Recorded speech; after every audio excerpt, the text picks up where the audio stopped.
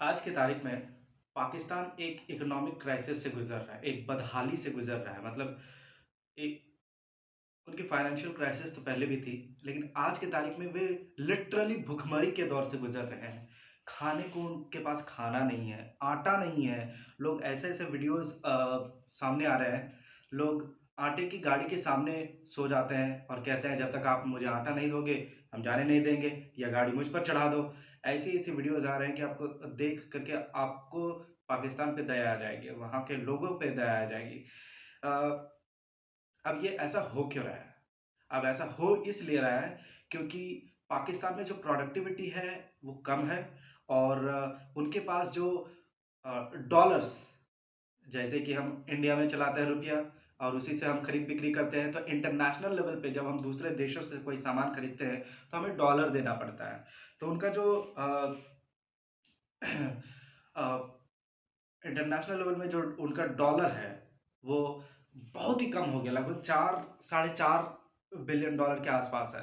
वैसे सुनने में तो बहुत बड़ा लगता है, लेकिन अ, एक देश के लेवल पे ये बहुत ही कम अमाउंट है, बहुत ही कम है। मतलब 3 से 4 सप्ताह, उससे ज़्यादा नहीं चल पाएगा 4 साढ़े 4 बिलियन डॉलर में। तो इंटरनेशनल बैंक में इनके पिछले साल 2022 पाकिस्तान की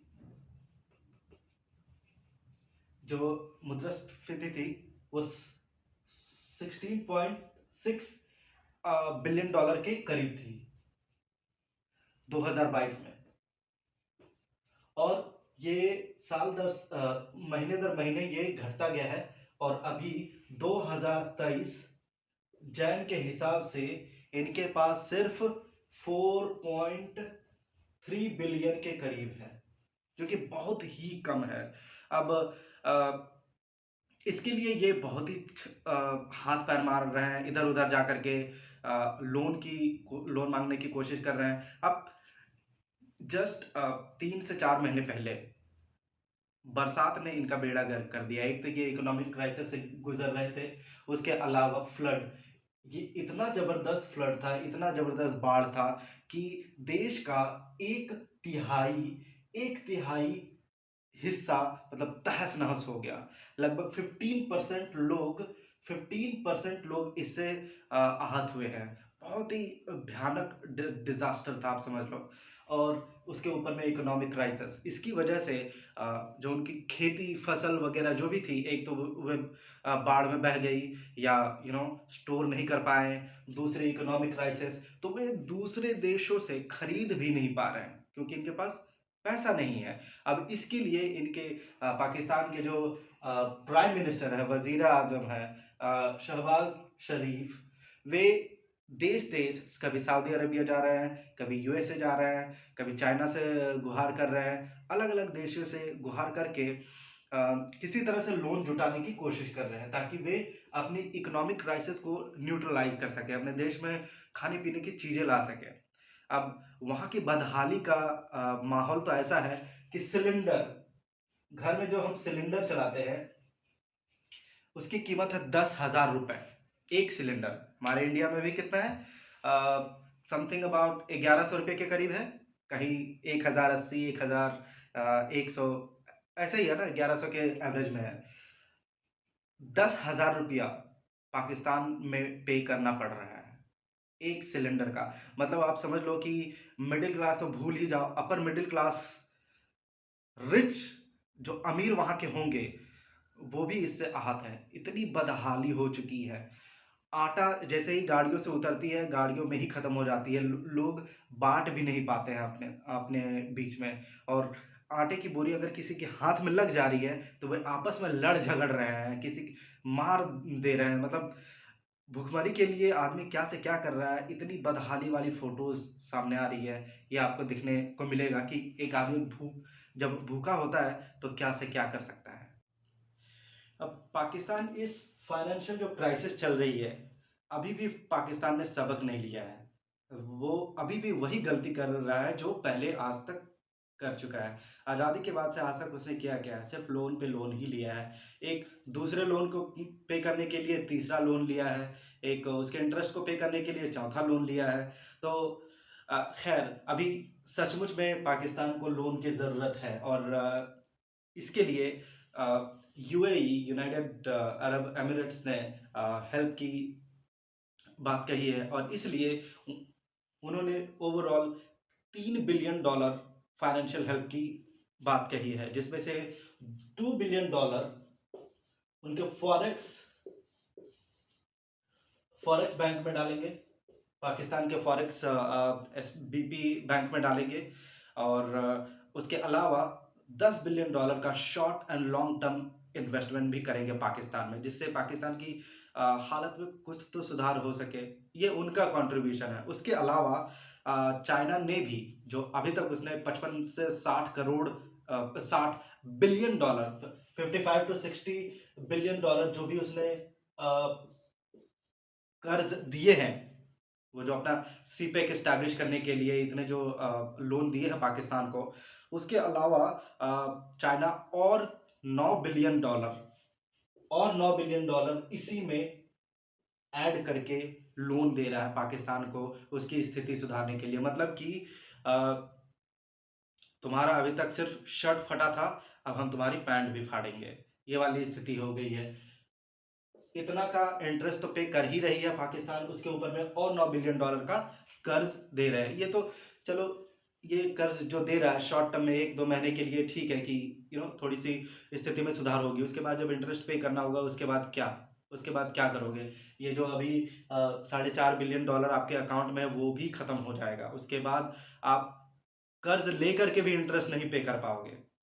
क्रेडिट कार्ड यूजर्स के साथ होता क्या है कि सैलरी रहती है 15,000 की और क्रेडिट कार्ड मैक्स आउट कर जाता है 50,000 का। उसके बाद जिंदगी भर भरते रहो, इंटरेस्ट भरते रहो, और इंटरेस्ट को पे करने के लिए एक और क्रेडिट कार्ड लो, उससे भी पैसा निकालो, इसमें भरो, कर्जे पे कर्जे। तो यही कर रहा है पाकिस्तान। वो अभी भी समझ नहीं रहा है कि उसकी स्थिति ठीक होने के बजाय और खराब होते जा रही है। उनके 2 LNT प्लांट्स हैं जिसको वो कतर को $1.5 बिलियन, $1.5 बिलियन में कतर को बेच रहा है। उनके पाकिस्तान के अंदर में दो LNT प्लांट्स है, उसे बेच रहा है। अब पाकिस्तान एक देश से दूसरे देश भटक रहा है लोन के लिए। जो इंटरनेशनल बैंक है IMF, उन्होंने भी बहुत ही कड़े नियम लागू कर दिया पाकिस्तान के खिलाफ लोन देने के लिए, और कारण इसका बहुत ही साफ है। आज तक पाकिस्तान को इतना लोन मिल चुका है IMF से या दूसरे देशों से, उसके बावजूद पाकिस्तान ने कभी भी अपनी इकोनॉमिक सिचुएशन को सुधारने की कोशिश नहीं की है। तो IMF को भी समझ में आ रहा है कि ये तो इकोनॉमिक क्राइसिस को सुधारने के बजाय और बिगाड़ता जा रहा है। तो भविष्य में जो भी लोन मिलेगा पाकिस्तान को, क्या गारंटी है कि पाकिस्तान इसे सही समय पर उसका इंटरेस्ट या लोन को वापस चुका पाएगा? और इसलिए IMF जो है बहुत ही कड़ा रुख अपनाते हुए बहुत सारे नियम कानून पाकिस्तान पे थोप दिए हैं। लेकिन अब पाकिस्तान की मजबूरी बन गई है कि इन सब नियम कानून या रेस्ट्रिक्शंस के बावजूद उसे लोन लेना पड़ रहा है, क्योंकि उनकी देश की हालत सच में बहुत ही बदहाल हो चुकी है। खैर IMF बहुत ज़्यादा अमाउंट दे नहीं रही है, 1-2 बिलियन का ही हेल्प कर रही है। उसे मैक्सिमम जो हेल्प मिल रही है वो UAE से ही मिल रहा है। अब आ गया बात इनकी देश की GDP का, इनके देश की टोटल रेवेन्यू का। अब इनकी जो देश की जो टोटल रेवेन्यू होने वाली है, उनमें से ऐसा एक्सपेक्ट किया जा रहा है, ऐसा आंकड़ा निकाला जा रहा है कि उनकी देश की जो रेवेन्यू है उसका 55% इंटरेस्ट में चला जाएगा।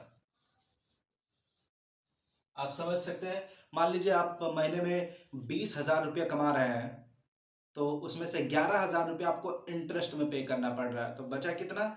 20,000 में सिर्फ 9,000 आपने लोन नहीं चुकाया है, सिर्फ इंटरेस्ट पे किया है। इंटरेस्ट मतलब लोन तो चलता ही रहेगा, महीनों दर महीनों, सदियों दर सदियों चलता रहेगा, आप उसे पे ऑफ नहीं कर पा रहे हैं। तो यही हालत हो चुकी है पाकिस्तान की। 55% सिर्फ इंटरेस्ट पे करेगा अपने टोटल GDP का।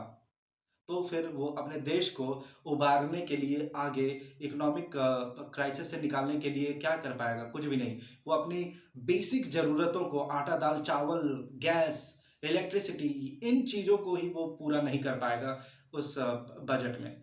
अब एक न्यूज़ ऐसी भी आ रही है कि जो पाकिस्तानी जो दूसरे देशों में रहते हैं या जो पाकिस्तान से दूसरे देश जाते हैं अपनी पाकिस्तानी करेंसी को लेकर, पाकिस्तानी रुपया को लेकर, वे जब उसे एक्सचेंज कराते हैं तो उन्हें $1 के लिए ₹30 खर्च करने पड़ते हैं।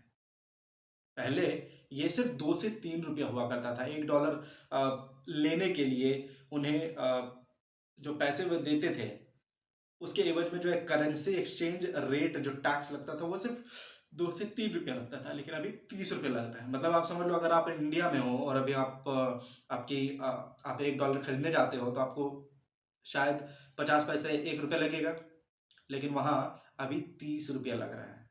तो ये हालत हो गई है, मतलब कि वहाँ पर 100 डॉलर भी ढंग से एक्सचेंज नहीं करा पा रहे। ये तो हालत हो गई है देश के बाहर जाने में पाकिस्तानी करेंसी को लेकर के। इतनी खराब स्थिति हो गई है कि शाम को 8 बजे के बाद शॉपिंग मॉल्स वगैरह जो हैं, बड़े-बड़े मॉल्स हैं, उनको बंद करने को बोला जा रहा है, ताकि उससे इलेक्ट्रिसिटी सेविंग हो सके, ताकि थोड़ी-सी और ड्यूरेबिलिटी हो सके। इतनी खराब स्थिति आ चुकी है पाकिस्तान में। अब आज के तारीख में as of January 2023, Pakistan Pakistan ने जो अभी तक लोन लिया है दूसरे देशों से, वो लोन बढ़कर $274 बिलियन हो चुका है। अब ये $274 बिलियन कितना बड़ा है? ये उनकी देश की जीडीपी का 79% है। मतलब देश की जो टोटल सालाना जो जीडीपी होगी, उसका 79% अकेला उनका लोन ही है। 79%, $274 बिलियन, मतलब रफली उनके देश की जीडीपी होगी 342 से 45 बिलियन डॉलर, इससे ज्यादा नहीं। 79% ओनली लोन। अब ये तो समझ गए हैं कि पाकिस्तान जो एक रैट रेस में फंसा है कि एक इंटरेस्ट को पे करने के लिए दूसरा लोन, दूसरे इंटरेस्ट को पे करने के लिए तीसरा लोन, और अपने घर की अपने देश की, अपने आवाम की स्थिति को सुधारने के लिए चौथा लोन, और लोन पे लोन ही लिए जा रहे हैं अलग अलग देशों से जिनसे उनकी बनती नहीं थी, आज उनसे भी उनको बात करना पड़ रहा है। फ्रांस, जिसके खिलाफ वे हमेशा से वोकल रहे हैं, उनके खिलाफ कितनी नारेजबाजी पाकिस्तान में हो चुकी है, आज वो फ्रांस से भी ढंग से बात करते हैं, मित्रता से बात करते हैं। अब इनके जो मोटे मोटे कारण हैं कि क्यों पाकिस्तान आज इतनी बदहाली में आ चुका है कि अपने देश की जनता को रोटी देने तक के लिए उनके पास पैसे नहीं बचे हैं, तो उसके मोटे मोटे कारण ये है कि उन्होंने टैक्स की टारगेट को मीट नहीं किया। उनके देश के अंदर में जो टैक्स जितना मिलना चाहिए उतना वे कलेक्ट नहीं कर पा रहे हैं, या वे टैक्स को ढंग से मैनेज नहीं कर पा रहे हैं। उसके बाद बैंकों ने जो है इनकम टैक्स बहुत ज्यादा बढ़ा दिया है, बहुत ही ज्यादा बढ़ा दिया, जिसकी वजह से जो आवाम है वहाँ की, वो ढंग से लोन नहीं ले पा रहे हैं, और लोन नहीं ले पा रहे हैं तो वे इंटरेस्ट नहीं दे रहे हैं। ये तीसरा है उनका डेट मैनेजमेंट, कि डेट मैनेजमेंट, वे लोन तो दे रहे हैं लेकिन लोन देने के बाद वे लोन की रिकवरी ढंग से नहीं कर पा रहे हैं। तो ये एक बहुत बड़ा कारण है कि आप फ्रीली लोन दे रहे हो अपनी जनता को, लेकिन उनसे आप रिकवर नहीं कर पा रहे हो। उसके बाद है स्टेट ओन्ड जो कंपनीज है, जो जो उस देश की कंपनियां हैं जिसे सरकार चलाती है, वे सारी कंपनियां घाटे में चल रही है। स्टेट ओन्ड एंटरप्राइजेस,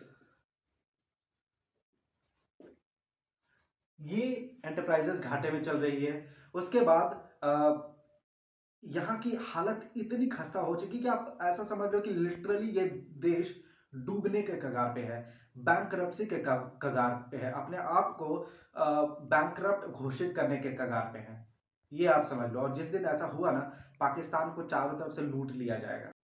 अब ये जो पॉइंट्स मैंने यहाँ पर आउटलाइन किए हैं, सिर्फ यही कारण नहीं है उनकी बदहाली का। उनकी बदहाली का कारण है कोविड भी। कोरोना ने कम इनको नहीं मारा है।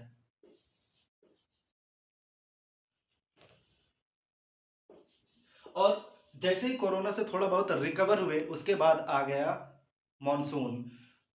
फ्लड ने, इतना जबरदस्त फ्लड कि एक चौथाई, जैसा मैंने बताया, एक चौथाई सॉरी एक तिहाई हिस्सा इनके देश का तहस नहस हो गया।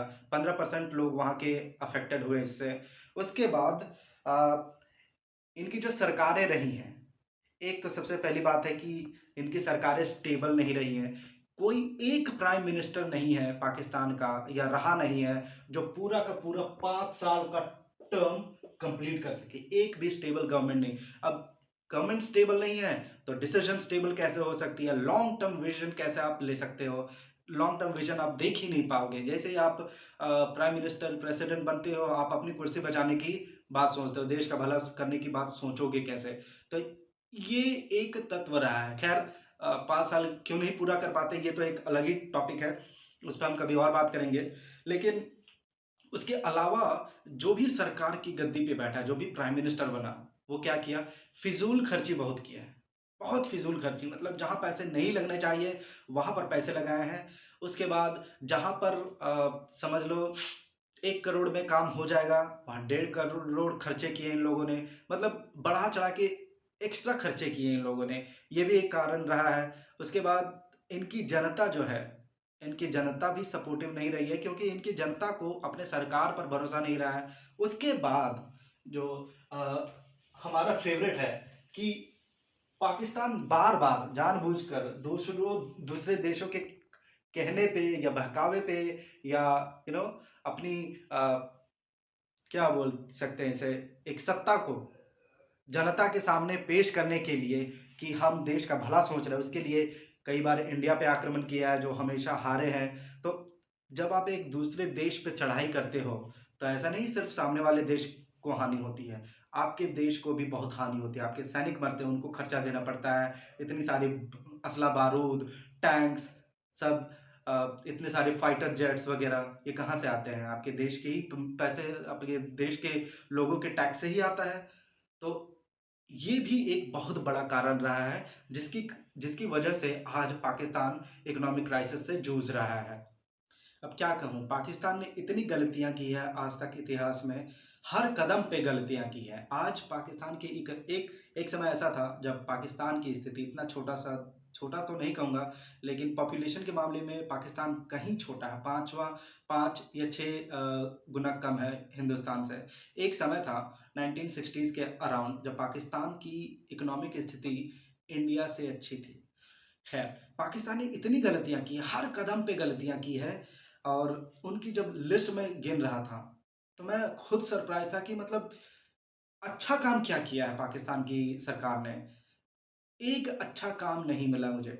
अब चूंकि पाकिस्तान ने इतनी सारी गलतियां की हैं, तो दूसरे देश को, या दूसरे देश के जो इन्वेस्टर्स हैं, उनको पाकिस्तान पे भरोसा नहीं रहा कि वहाँ की सरकार स्टेबल नहीं है, या उनको सपोर्ट वैसा मिल सकता है, उनका बिजनेस वहाँ ग्रो हो सकता है। एक तो ये, और जो भी सरकार की गद्दी में बैठा, वो देश के बारे में बाद में सोचने की कोशिश की, सबसे पहले खुद की गद्दी बचाने के लिए फ्री में बहुत सारी चीजें आवाम को दी गई। मतलब जितना उनकी जीडीपी या जितना उनका टैक्स कलेक्शन था, उससे कहीं ज़्यादा उन लोगों ने देश के लोगों को फ्री में या कम दाम में देने की कोशिश की। उन लोगों ने देश की जो फिस्कल या एनुअल इनकम है, उसको ताक पे लगा करके अपनी गद्दी को बचाने की हमेशा से कोशिश की है। और इन सब की वजह से ये इकोनॉमिक क्राइसिस हुआ। उसके अलावा पॉपुलेशन तो सब देश की बढ़ रही है, चाहे वो चाइना हो या इंडिया हो, पाकिस्तान पीछे कहाँ रहेगा?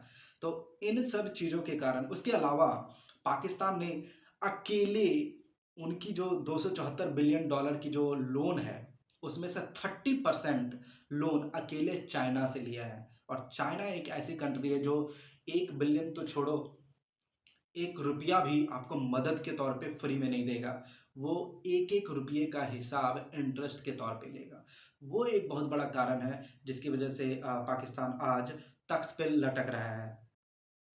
अब इन सब चीज़ों के अलावा पाकिस्तान के वजीर आज़म शहबाज शरीफ, वो अपने देश को लेके काफ़ी चिंतित हैं, ज़ाहिर-सी बात है, और वो बहुत सारे देशों से लोन की गुहार भी कर रहे हैं।